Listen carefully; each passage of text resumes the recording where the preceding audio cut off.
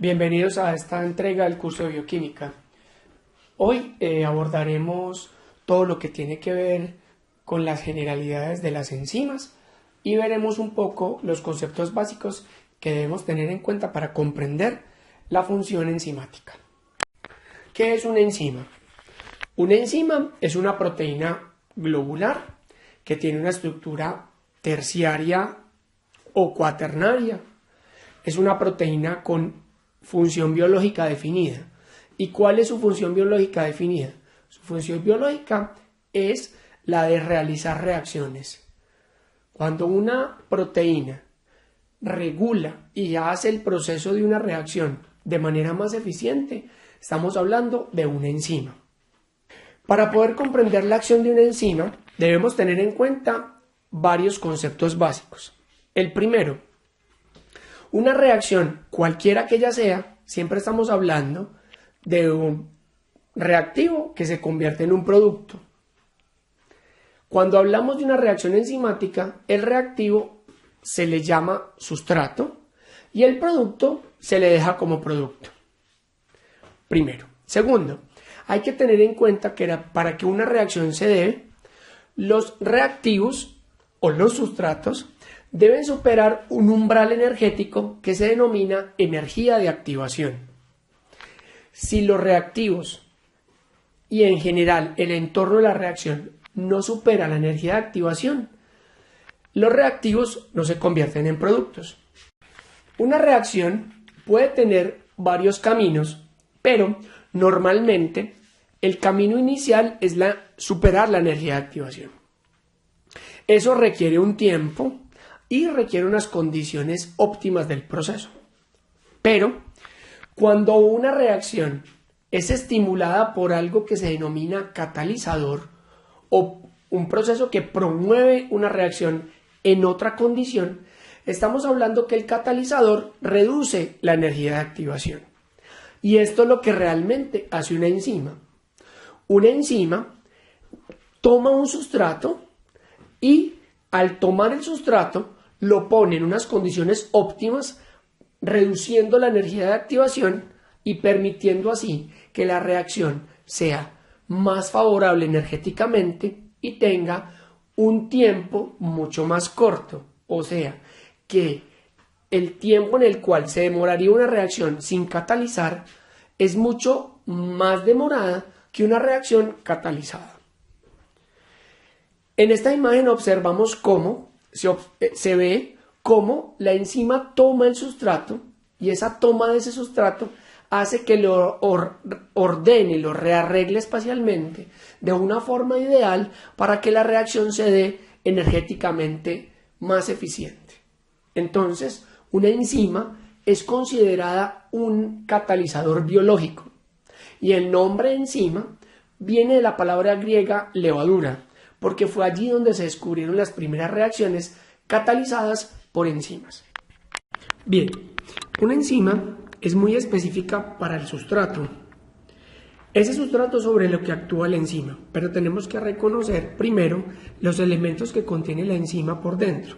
Entonces observamos cómo la enzima tiene una región que se conoce como centro activo. Ese centro activo va a tener dos lugares importantes. Una región que es polar, que se ubica por fuera, y una región no polar que se ubica hacia adentro. Eso nos permite identificar dos tipos de lugares importantes en el sitio activo o en el centro activo. Se llaman las regiones de unión y la región catalítica. La región de unión es donde se une o agarra el sustrato, la enzima propiamente dicha. Por lo general, el sitio de unión es la región no polar. En cambio, el sitio catalítico es la región del centro activo, es la región donde los aminoácidos son polares y estos interactúan directamente con el sustrato. O sea, que la región catalítica es la región responsable del mecanismo enzimático y el proceso de reacción para convertir el sustrato en producto. Para la interacción enzima-sustrato existen dos cosas que hay que tener claras. La primera, el sitio activo o centro activo es estereoespecífico con el sustrato. O sea, que para que el sustrato entre dentro del sitio activo debe ser el isómero que es reconocible por el sitio activo. Y dos, existen una serie de teorías de la interacción entre la enzima y el sustrato. Hay un modelo que se llama el modelo llave-cerradura, en la cual se dice que el sitio activo encaja perfectamente, como vemos en la imagen, encaja perfectamente espacialmente en el sustrato. Luego, el sustrato y la enzima deben casar como una llave a una cerradura. Eso significa que la enzima es muy específica. En la actualidad, esa teoría se acepta en algunas proteínas, pero se sabe que las enzimas tienen el segundo modelo, que se denomina el de acoplamiento inducido, como observamos en esta imagen. Esto significa que el sitio activo se adapta al sustrato, tomando el sustrato de una manera más rearreglada y significando que los sitios de unión o los residuos de unión y los residuos catalíticos se ordenan de una manera especial para que pueda acoplarse al sustrato. En la actualidad se sabe que es más común el modelo de acoplamiento inducido. El otro elemento importante dentro de la reacción catalítica se llama el sustrato. El sustrato también va a tener una región que sea polar y regiones no polares, en el caso en el cual el sustrato sea anfipático, o la región no polar si es no polar y polar si es polar. En este caso, el sustrato debe encajar dentro del sitio activo o dentro del centro activo para que este centro activo pueda interactuar sobre él. Esa interacción lo debe transformar en un producto. Es así como se puede obtener una ecuación neta que observamos acá, donde nos muestra cómo existe un equilibrio primero entre la enzima y el sustrato. Esa es la interacción o la afinidad del sustrato, de la enzima por el sustrato. Allí aparecen unas constantes que denominamos K1 y K-1. Esto nos va a dar origen a una molécula o una interacción enzima-sustrato o el complejo de interacción enzima-sustrato, y es allí donde se va un proceso que se denomina el punto de transición. Ese punto de transición es el lugar en el cual la enzima reduce la energía de activación al máximo. De ahí se va a pasar a una tercera parte, que es el proceso en el cual se convierte el sustrato en producto y se libera la enzima. En este hablamos de un K2 o la constante catalítica, y ahí se está hablando del proceso catalítico propio de la enzima. Esta ecuación de equilibrio existente entre el complejo enzima-sustrato y la formación del complejo enzima-producto nos va a permitir dilucidar un poco lo que veremos luego, que será la cinética enzimática. Pero hay que tener muy en cuenta, primero, la constante que llamamos constante 1 o constante de asociación K1 y la constante de disociación o K-1. Esa es una primera etapa de equilibrio.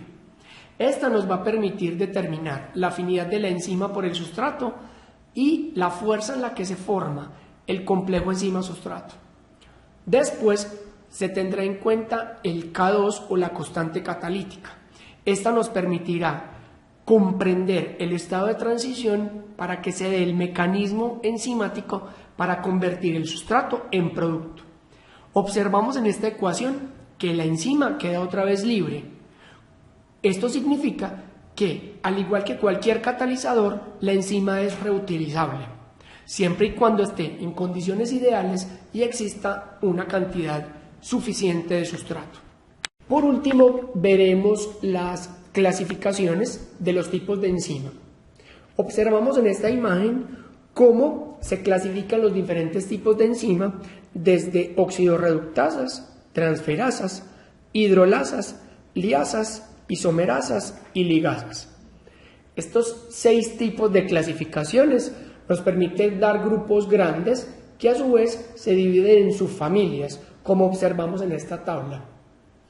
Es importante aclarar que las subfamilias son reacciones que tienen origen en mecanismos diversos, pero terminan anclándose a un tipo de enzima bajo condiciones y clasificaciones. En esta otra imagen vemos cómo se da la distribución de todas las enzimas conocidas y observamos cómo uno de las enzimas más comunes en la naturaleza son las oxidorreductasas, seguidas por las transferasas e hidrolasas, y las que están en menor cantidad son las liasas, isomerasas y por último las ligasas. Vamos a ver a continuación y a explicar cada una de estas familias. Conforme veremos los ejemplos y esto después será útil en los procesos metabólicos. Comencemos con las oxidorreductasas. Estas oxidorreductasas catalizan una reacción de intercambio de hidrógenos. Catalizan reacciones de oxidorreducción, significa que cuando una molécula pierde hidrógenos, la otra lo gana. O sea, cuando una se oxida, la otra se reduce. Como observamos en esta imagen, vemos cómo el lactato le transfiere a NAD sus hidrógenos, convirtiendo de NAD oxidado a NAD reducido. Y el lactato se oxida a piruvato. También son llamadas oxidasas, peroxidasas, oxigenasas o reductasas, pero el nombre más general que se le da es deshidrogenasas. Deshidrogenasas, porque recuerden que en bioquímica siempre transferimos los electrones no como electrones solos, sino en forma de hidrógenos. Continuamos con las transferasas. Estas enzimas catalizan las reacciones de transferencia de un grupo de una molécula a otra. Observamos en esta imagen cómo la L-alanina le transfiere al alfa-cetoglutarato un grupo denominado un grupo amino, convirtiendo la alanina en piruvato y el alfa-cetoglutarato en glutamato. La enzima que lo hace se llama una transferasa.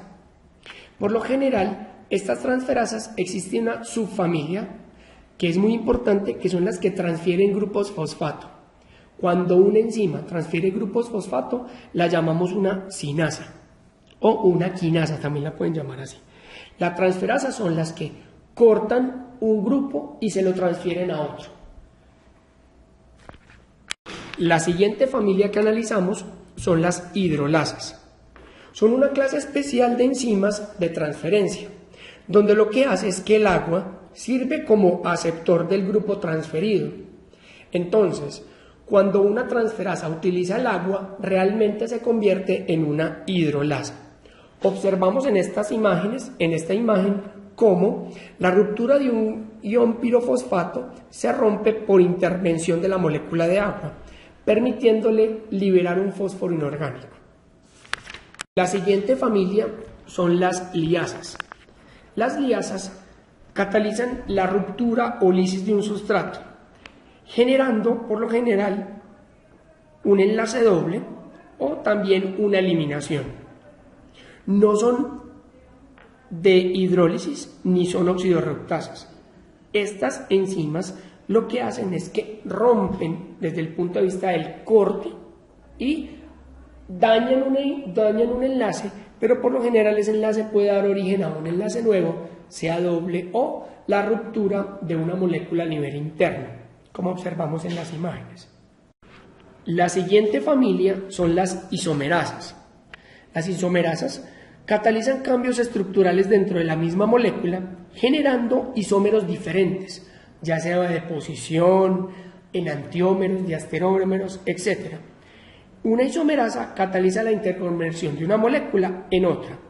Observamos en estas imágenes cómo la alanina se convierte de L-alanina a su isómero de alanina. Con esto se logra convertir de un isómero de una forma enantiomérica a otra. También se puede convertir en isómero, como vemos en este caso, de llevar un fosfato de un lugar a otro o de correr un grupo funcional de un lugar a otro. Hay diferentes posibilidades. Por último, veremos las enzimas que se llaman las ligasas. Estas enzimas catalizan la ligadura o la unión de sustratos. Estas reacciones, por lo general, necesitan suministro de energía. Si en ese caso se utiliza la energía, se llama que es una reacción desfavorablemente energética y utilizan el ATP por lo general, como observamos en esta imagen. Como el glutamato, le pegan un grupo amino gracias a la acción de la energía de ATP. Ahora, ¿cómo se nombra una enzima? Una enzima se debe nombrar de una manera específica y debemos tener unos criterios claros. Tenemos las 6 familias, oxidorreductasas, transferasas, etc. Esos son los mecanismos que ellos usan. Entonces voy a explicar con un ejemplo que es esta reacción que están viendo. Para nombrar de manera simple una enzima, lo primero que se hace es que se mira el sustrato sobre el cual está actuando. En este caso, el sustrato es el succinato. Entonces primero se pone el prefijo, el sustrato, succinato. Luego, observamos que la reacción está haciendo que el succinato pierde hidrógenos y el FAD los recibe. Entonces en este caso es una reacción de deshidrogenación, o sea que esta enzima es una oxidorreductasa. Esta enzima podrá tener 2 nombres. Uno podría ser succinato oxidasa, pero el nombre más clásico es la succinato deshidrogenasa. Y ese realmente es el nombre vulgar que se le da a la enzima, pero también se le puede dar un nombre UPAC y unos códigos según la Organización Internacional de las Enzimas, pero eso es más o menos lo que se usa. Siempre se pone prefijo el sustrato y después la acción que hace con la terminación asa. Bien, hemos terminado entonces esta parte de las enzimas, esta parte introductoria. Hemos visto la definición de enzima como catalizador, hemos hablado un poco sobre enzima como energía de activación y reducción de la energía de activación y hemos visto lo que tiene que ver centro activo, sustrato producto y la ecuación neta del proceso catalítico. A su vez terminamos con lo que eran las 6 familias de la clasificación de las enzimas. Y con esto tendremos la base para comprender los mecanismos enzimáticos y la cinética enzimática. Con eso terminamos esta entrega. Nos veremos en los próximos videos.